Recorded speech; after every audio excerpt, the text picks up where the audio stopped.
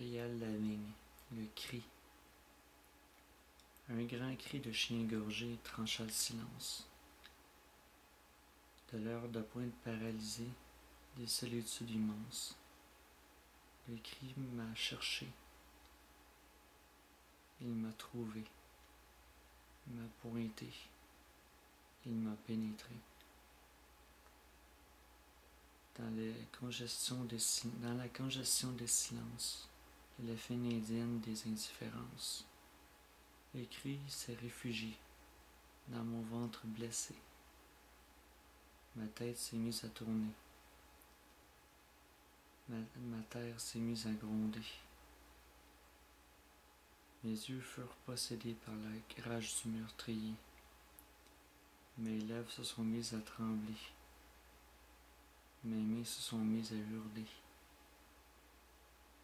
Dans la congestion des silences, de la file indienne des indifférences, il me fallait chasser ce cri qui rit. Je me suis éventré, je me suis fait harakiri. Les cris me pourchassaient de son cri. Les cris continuaient à rire de ma folie. Le cadavre d'un chien égorgé glissa de mon ventre éventré. Dans la congestion des silences, de la file indienne des indifférences, masse inerte, sanguignolente, la mort fut subitement lente, mais le cri criait encore. Mais le cri riait encore plus fort. Dans la congestion des silences,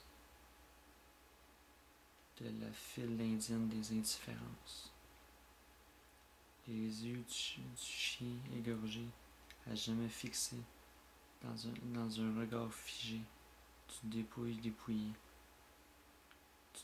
dépouillée de sa vie, d'une dépouille oubliée, le cri s'en trouva ravi. Je reconnais sans peine le chien égorgé. Je reconnais avec tristesse ce chien égorgé.